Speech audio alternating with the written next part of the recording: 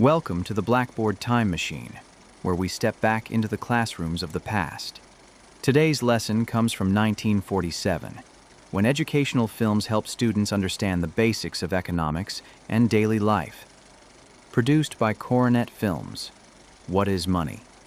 Explains what money is, how it's used, and why it's important for individuals and society. This film offers a glimpse into how students were once taught the fundamentals of financial literacy. Let's step back in time and watch this lesson from yesterday.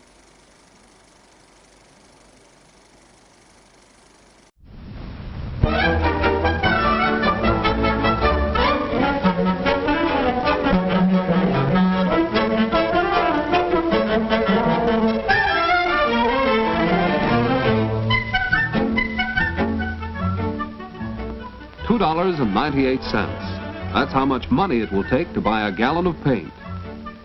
It's Friday morning and Tom Havens is to buy the paint after school today. To make the purchase, his father gives him a $5 bill, a crisp, new $5 bill that he received at the bank yesterday. This particular piece of money is just starting in circulation. What will happen to it? What will it be used for? What can money be used for? What is money, anyway? After school, the $5 bill goes to a hardware store where Tom uses it to buy the paint.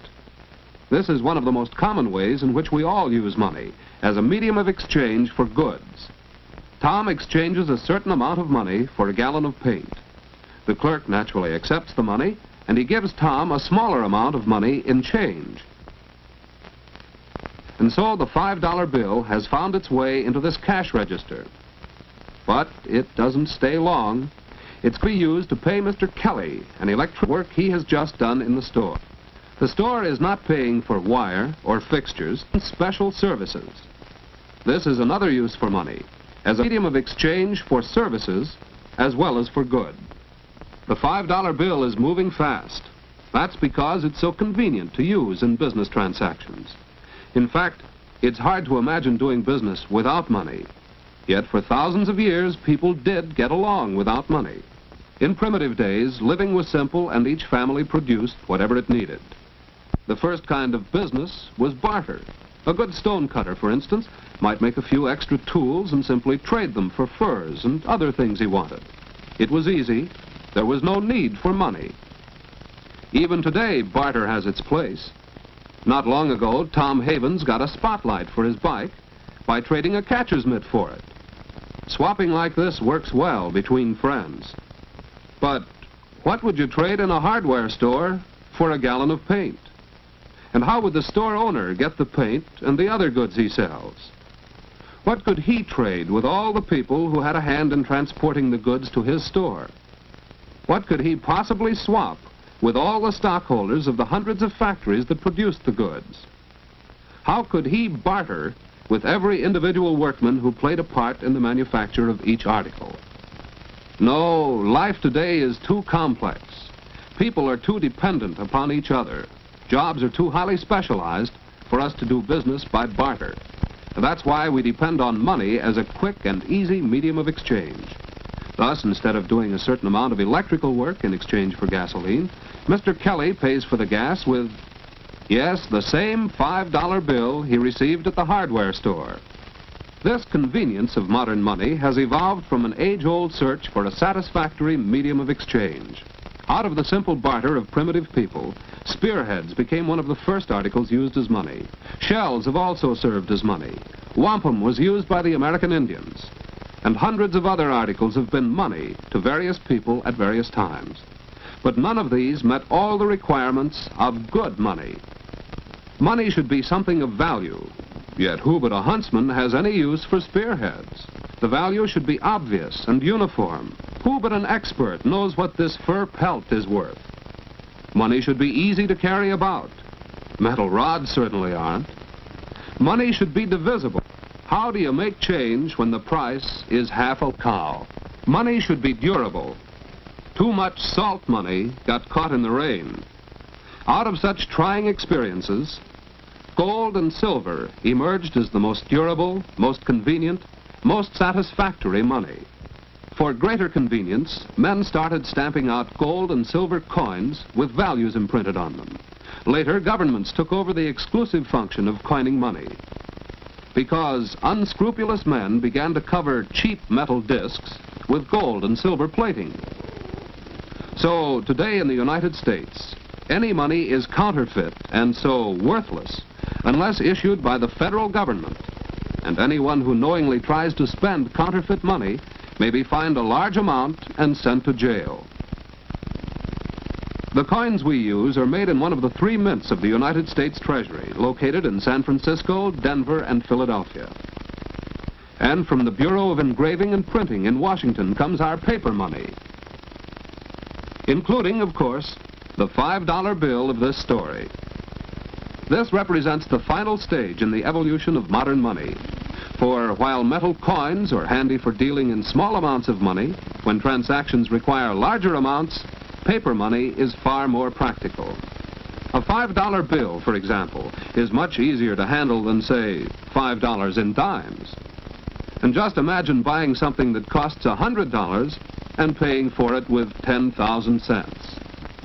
So the values of the money we use every day are the values fixed by the government. The paper bills and even the coins are not in themselves actually worth the amounts they represent. Their face values, however, are guaranteed not only by huge reserves of gold and silver, but by the stability of the government, which fixed those values. As long as people remain confident that our government is strong and secure, they will continue freely to accept and spend its money without questioning the value, as they have done with our $5 bill, which is now about to move again, because Mrs. Moore has come in to cash a check. A check is not money. It is one kind of substitute for money. Its value is guaranteed not by the government, but by the person who signs it.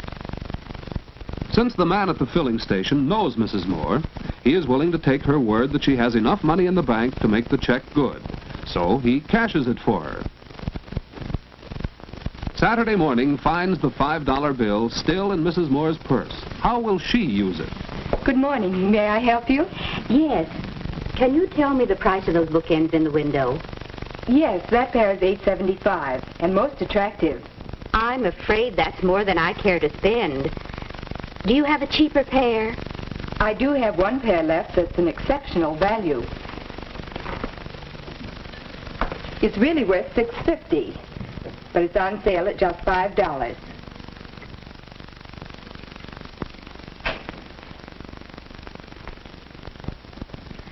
I'll take them, please.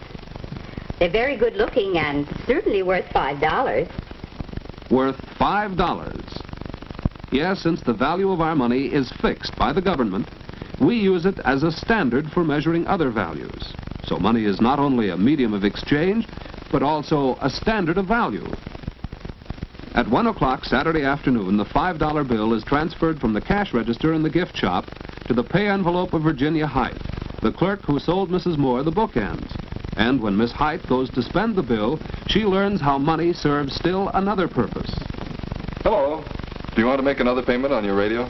Well, yes. But I see the price has gone up since I bought it. Well, don't worry about that. You have to pay only the original price of $30. Oh, I'm glad to hear that. Your balance is just $15. I was so sure the price when I bought it was only $30. So we see how money serves as a standard for future payments, a yardstick by which we measure the value of anything bought or sold to be paid for in the future.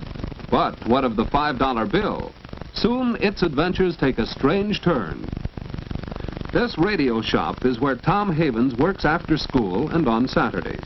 When he's finished his work for the week, he gets a $5 bill. As we have seen, it could be the same $5 bill his father gave him to buy the paint. And where did his father get it? From the bank, and it's going back there. Tom deposits the $5 bill in his savings account. He deposits his money every week, storing it up for his future needs. This way, he's using money as a storehouse of value. Thus, our $5 bill has completed one round trip from the bank and back. Tom first used it as a medium of exchange for goods. Mr. Kelly received it as a medium of exchange for services. It was convenient for him to carry around and use for any business transaction. And no one ever questioned that it was worth $5 because its value has been fixed and guaranteed by the government. When Mrs. Moore made her purchase, she used money as a standard of value. And Miss Height found that money is also a standard of future payments. When the bill returned to Tom, he used it as a storehouse of value. Now it's back in the bank, but it will pass through many, many more hands before it is worn out and withdrawn from circulation. It may even go along with some world traveler who will soon exchange it for an equal value of money of some other nation. For modern money, convenient to use, easy to recognize, and universally accepted for the value fixed by a stable government, it is money which makes possible our complex international society of business, trade, and travel.